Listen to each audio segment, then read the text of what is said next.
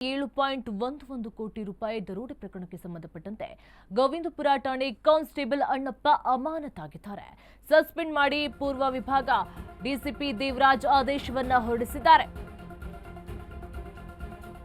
ಬೆಂಗಳೂರಿನಲ್ಲಿ ಅತಿ ದೊಡ್ಡ ರಾಬರಿ ಕೇಸ್ ಪ್ರಕರಣಕ್ಕೆ ಸಂಬಂಧಪಟ್ಟಂತೆ ಗೋವಿಂದಪುರ ಠಾಣೆ ಕಾನ್ಸ್ಟೇಬಲ್ ಅಣ್ಣಪ್ಪನನ್ನು ಅಮಾನತು ಮಾಡಲಾಗಿದೆ. ಬೀಟ್ ಸಿಬ್ಬಂದಿಯಾಗಿ ಕೆಲಸ ಮಾಡ್ತಿದ್ದಂಥ ಅಣ್ಣಪ್ಪ ನಾಯ್ಕ್ ಹಿಂದೆ ಕ್ರೈಮ್ ವಿಭಾಗದಲ್ಲಿ ಕೆಲಸ ಮಾಡ್ತಾ ಇದ್ರು ಇವರು. ನಂತರ ಕ್ರೈಮ್ ನಿಂದ ತೆಗೆದು ಬೀಟ್ ಡ್ಯೂಟಿಗೆ ಹಾಕಲಾಗಿತ್ತು. ದರೋಡೆ ಪ್ರಕರಣದಲ್ಲಿ ಭಾಗ್ಯ ಆರೋಪ ಹಿನ್ನೆಲೆಯಲ್ಲಿ ಸಸ್ಪೆಂಡ್ ಮಾಡಲಾಗಿದೆ. ಪೊಲೀಸರೇ ಇಂತಹ ಪ್ರಕರಣದಲ್ಲಿ ಭಾಗಿಯಾಗ್ತಾರೆ. ಸಸ್ಪೆಂಡ್ ಮಾಡಿ ಪೂರ್ವ ವಿಭಾಗ ಡಿಸಿಪಿ ದೇವರಾಜ್ ಆದೇಶವನ್ನು ಹೊರಡಿಸಿದ್ದಾರೆ.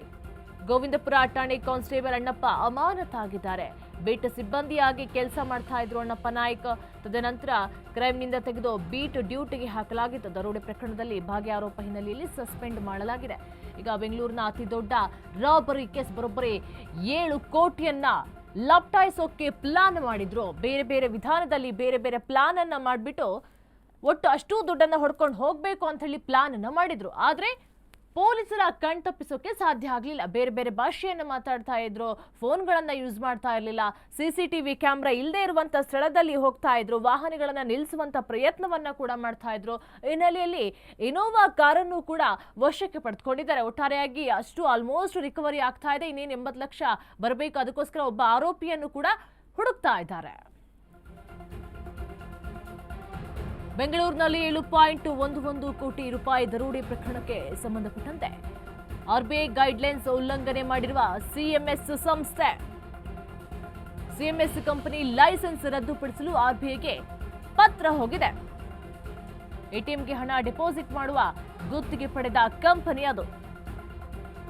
ಹಣ ಸಾಗಿಸುವ ವಾಹನಕ್ಕೆ ಒಂದೇ ರೂಟ್ ಅನ್ನ ಕೊಡುವಂತಿಲ್ಲ.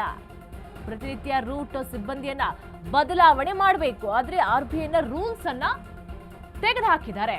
ಹಣ ಸಾಗಿಸುವಂತ ಸಿಬ್ಬಂದಿಗೆ ಸರಿಯಾದಂತಹ ತರಬೇತಿಯನ್ನ ನೀಡಬೇಕು. ಭಾರಿ ಭದ್ರತೆಯ ಲೋಪ ಎಸಗಿದ್ದಾರೆ ಸಿಎಂಎಸ್ ಸಿಬ್ಬಂದಿ. ಬೆಂಗಳೂರಿನಲ್ಲಿ 7 ಕೋಟಿ ದರೋಡೆ ಪ್ರಕರಣಕ್ಕೆ ಸಂಬಂಧಪಟ್ಟಂತೆ ಸಿಎಂಎಸ್ ವಾಹನದ ಬಗ್ಗೆ ಅವರ ಅಲ್ಲಿರುವಂತಹ ಡ್ರೈವರ್ಗಳಿಗೂ ಕೂಡ ತರಬೇತಿಯನ್ನ ಕೊಡಬೇಕಾಗುತ್ತೆ. ಬೇರೆ ಬೇರೆ ರೂಟ್ಗಳಲ್ಲಿ ಹೊಡಬೇಕಾಗುತ್ತೆ. ಆರ್ಬಿಐ ಗೈಡ್ಲೈನ್ಸ್ ಅನ್ನ ಉಲ್ಲಂಘನೆ ಮಾಡಿರುವಂತಹ ಸಿಎಂಎಸ್ ಸಂಸ್ಥೆ. ಹಾಗಾಗಿ ಸಿಎಂಎಸ್ ಕಂಪನಿ ಲೈಸೆನ್ಸ್ ರದ್ದುಪಡಿಸಲು ಆರ್ಬಿಐಗೆ ಪತ್ರ ಕೂಡ ಹೋಗಿದೆ.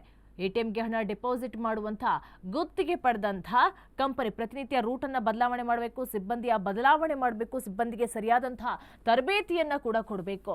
ಜಿಪಿಎಸ್ ಸಿಸಿಟಿವಿ ಕ್ಯಾಮೆರಾ ಸರಿಯಾದ ರೀತಿಯಲ್ಲಿ ನಿರ್ವಹಣೆ ಮಾಡ್ತಾ ಇರಬೇಕು. ಹಣ ಹಾಕುವಂತ ಕಸ್ಟೋಡಿಯನ್ಗಳನ್ನ ಕೆಲಸದಿಂದ ಟರ್ಮಿನೇಟ್ ಮಾಡಿದ್ರೆ ಪೊಲೀಸರಿಗೆ ಮಾಹಿತಿಯನ್ನ ಕೂಡ ನೀಡಬೇಕು. ಜಿಪಿಎಸ್ ಸಿಸಿಟಿವಿ ಸರಿಯಾದ ರೀತಿಯಲ್ಲಿ ನಿರ್ವಹಣೆಯನ್ನ ಮಾಡಬೇಕು. ಹಣ ಹಾಕುವ ಕಸ್ಟೋಡಿಯನ್ ಕೆಲಸದಿಂದ ತೆಗೆದ್ರೆ ಪೊಲೀಸರಿಗೆ ಮಾಹಿತಿಯನ್ನ ನೀಡಬೇಕು. ನಿಯಮ ಉಲ್ಲಂಘನೆ ಹಿನ್ನೆಲೆಯಲ್ಲಿ ಕ್ರಮಕ್ಕೆ ಆರ್ಬಿಐಗೆ ಪತ್ರ ರವಾನೆಯಾಗಿದೆ. ಪೊಲೀಸ್ ಆಯುಕ್ತ ಸೀಮಂತ್ ಕುಮಾರ್ ಸಿಂಗ್ ಪತ್ರವನ್ನ ಬರೆದಿದ್ದಾರೆ. ಹಳೆ ಪ್ರಕರಣಗಳನ್ನ ಉಲ್ಲೇಖಿಸಿ ವರದಿಯನ್ನ ತಯಾರಿಸಿ ಪತ್ರವನ್ನ ಬರೆದಿದ್ದಾರೆ. ಹಣ ಹಾಕುವಂತ ಕಸ್ಟೋಡಿಯನ್ಗಳನ್ನ ಕೆಲಸದಿಂದ ಟರ್ಮಿನೇಟ್ ಮಾಡಿದ್ರೆ ಪೊಲೀಸರಿಗೆ ಅದರ ಬಗ್ಗೆ ಮಾಹಿತಿಯನ್ನು ಕೂಡ ನೀಡಬೇಕು. ಸಿಬ್ಬಂದಿಗಳಿಗೆ ಸರಿಯಾದ ರೀತಿಯಲ್ಲಿ ಹಣ ಸಾಗಿಸುವ ಎಸ್ಒಪಿ ಬಗ್ಗೆ ಮಾಹಿತಿಯನ್ನ ಕೊಡಬೇಕು, ತರಬೇತಿಯನ್ನ ಕೊಡಬೇಕು. ಹಣ ಸಾಗಿಸುವಂತ ವಾಹನಕ್ಕೆ ಒಂದೇ ರೂಟ್ ಅನ್ನ ಕೊಡುವಂತಿಲ್ಲ. ಸಾಕಷ್ಟು ಸೆಕ್ಯೂರಿಟಿ ಬೇಕಾಗುತ್ತೆ, ತರಬೇತಿ ಬೇಕಾಗುತ್ತೆ. ಹಾಗಾಗಿ ನಿಯಮವನ್ನ ಉಲ್ಲಂಘನೆ ಮಾಡಿದ್ದಾರೆ ಅಂತ ಹೇಳಿ ಕೂಡ ಸೀಮಂತ್ ಕುಮಾರ್ ಆರ್ಬಿಐಗೆ ಪತ್ರವನ್ನು ಕೂಡ ಬರೆದಿದ್ದಾರೆ.